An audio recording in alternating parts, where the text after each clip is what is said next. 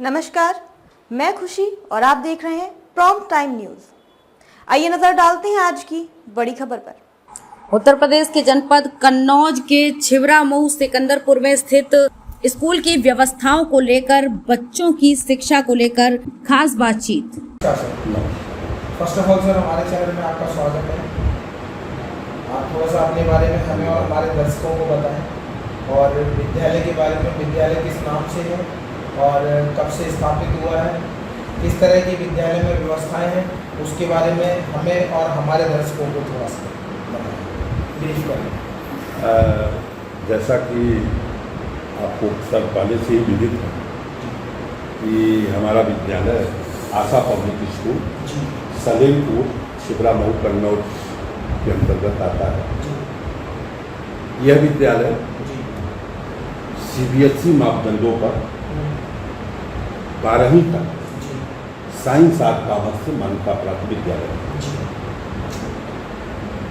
मेरी joining strength में कई बच्चे आपके यहाँ परफेक्ट भी होंगे और कुछ बच्चे वीक भी होंगे, क्योंकि सभी बच्चे एक समान नहीं होते हैं।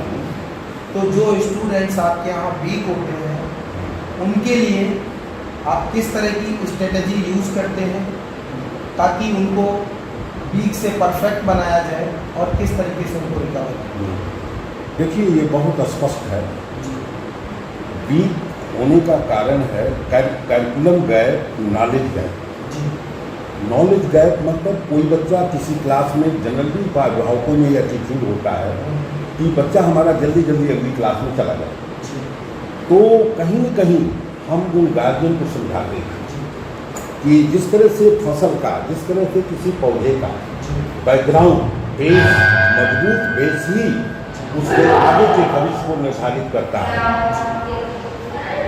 ठीक उसी प्रकार से बच्चों की पठन पाठन भी चलते हैं। बच्चों का पठन पाठन भी उसी तरह से संबंधित है। अतः देखिए, जब टीचिंग होगी तभी लर्निंग होगी। If there is a teaching then only there will be learning.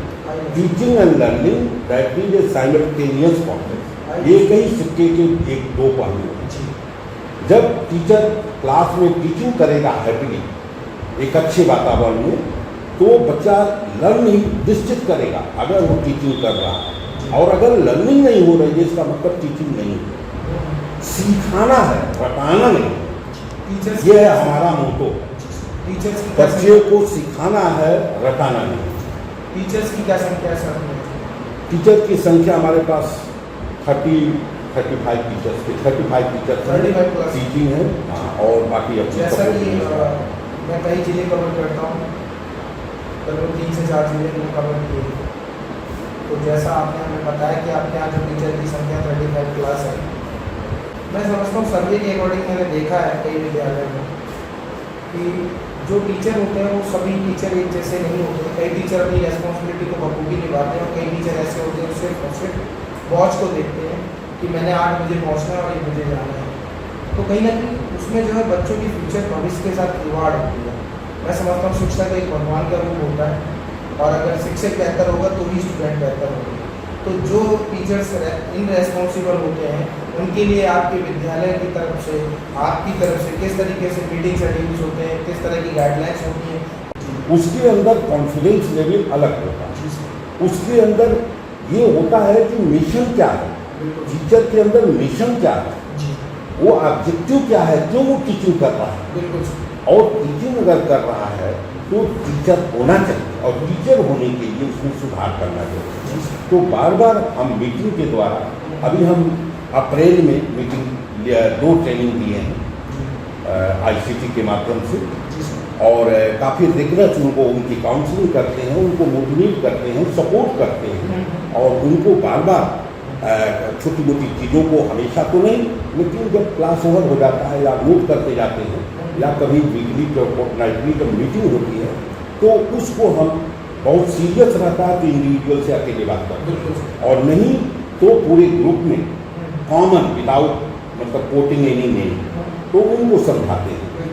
तो फंडा यही है कि अगर कोई टीचर नहीं काम करेगा और बार बार प्रयास करवाने और सपोर्ट देने पर नहीं कर रहा है तो फिर एक तो प्राइवेट सिस्टम है, हमें तो वर्क चाहिए बिल्कुल सही।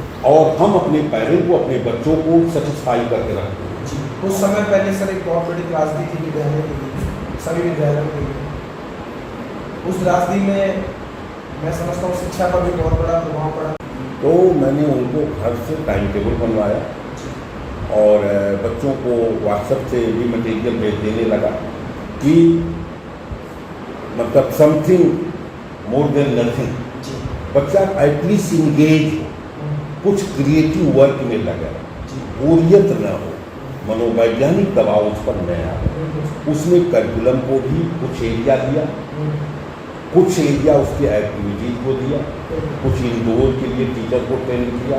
CBSE ने समय समय पर हम लोगों को भी गाइडलाइन दिया और ट्रेनिंग दिया। तो हम थैंकफुल हैं CBSE के कि हम टीचर्स को इन सब चीज़ों के लिए प्रेरित किया और टीचर्स को भी हम लोग ट्रेंड किए, ऑनलाइन ही ट्रेंड किए कि आपको इसमें रास्ता निकालना है। चैलेंज तो है लेकिन इस संघर्ष करना है और आज हमारे टीचर मैक्सिमम इस तरह से ऑनलाइन टीचिंग में परफेक्ट है।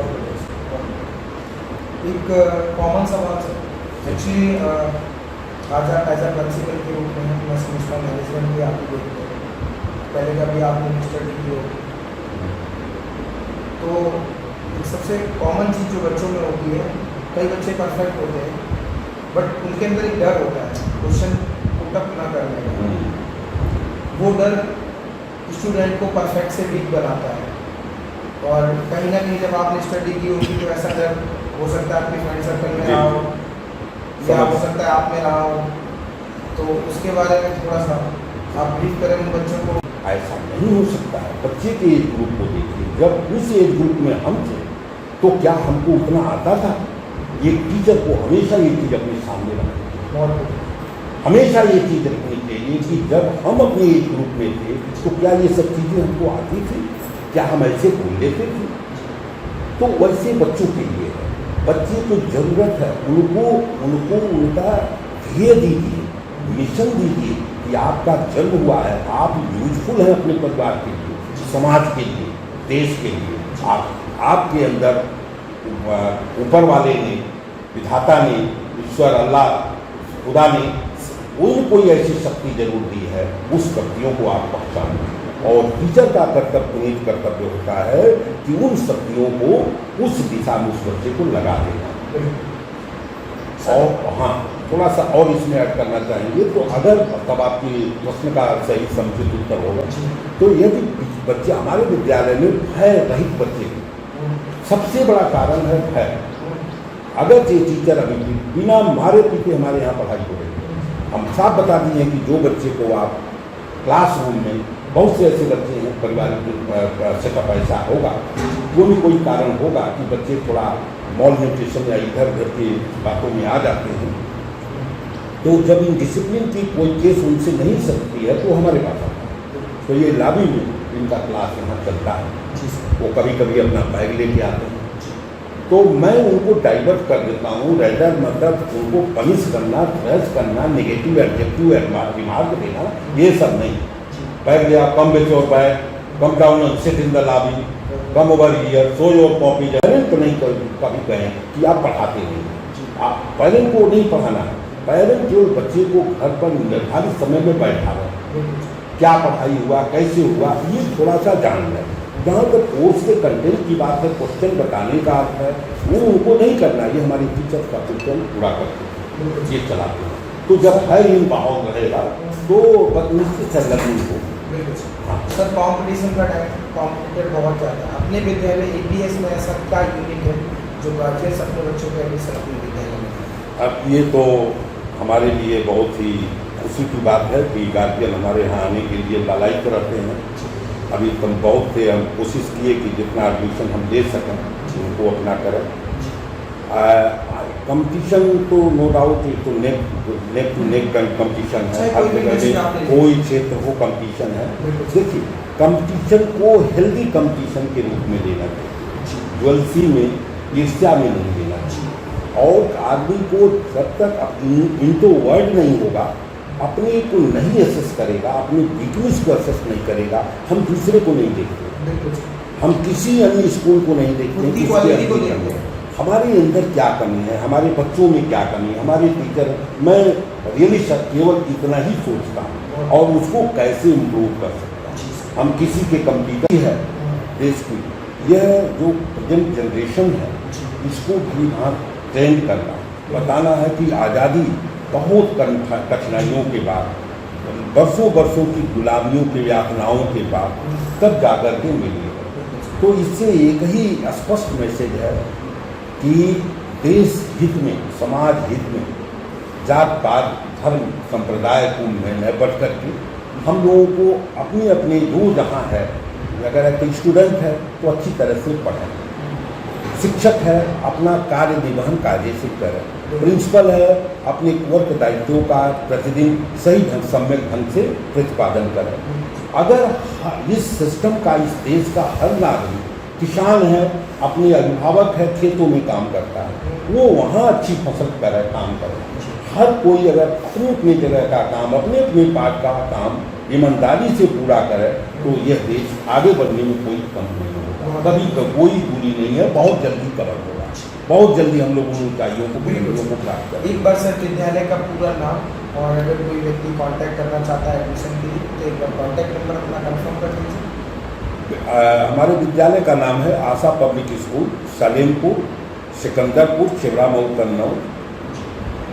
यदि हमारे कोई अभिभावक या उनके कोई परिचित मित्र, रिश्तेदार इस स्कूल में अपने बच्चे के नामांकन के लिए इच्छुक होते हों तो हमारे स्कूल कॉन्टेक्ट नंबर और वेबसाइट भी अपने विद्यालय की है और छिबरा मऊ में परमानेंट प्लेसेज पर हमारा सभी सिस्टम उपलब्ध है। फिर भी मैं मोबाइल नंबर दे देता हूँ, 2 मोबाइल नंबर है 8765497280 और सेकंड मोबाइल नंबर है 6391192918। इस पर संपर्क कर सकते हैं। Thank you so much sir, आपने धन्यवाद, आपको बहुत बहुत धन्यवाद कि हमारे विद्यालय में आए।